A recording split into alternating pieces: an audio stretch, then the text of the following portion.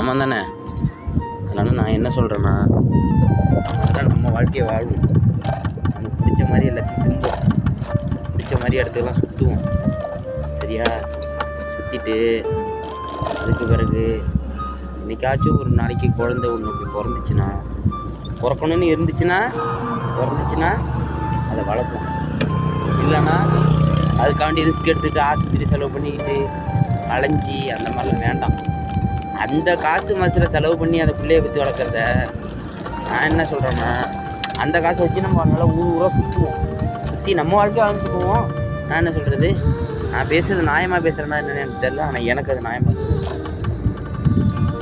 பிள்ளைய பெற்றோம்னா வளர்க்கணும், வளர்த்து அதுக்கு நல்லது கெட்டதெல்லாம் செஞ்சு எல்லாத்தையும் தேடி வைக்கணும், அதை பண்ணணும் இதை பண்ணணும், அப்புறம் அது கல்யாணம் காட்சி பண்ணணும், அப்புறம் அதுக்கு கல்யாணம் காட்சி பண்ணணும், பேரம்பத்தியை தூக்கணும். என்ன மசுறு வாழ்க்கை, ஒரு மயிர் வாழ்க்கையும் வேண்டாம். நம்ம என்ன பண்ணுறோன்னா அப்படியே இருந்துடும். இதுதான் நல்லா இருக்குன்னு கேட்டேன்.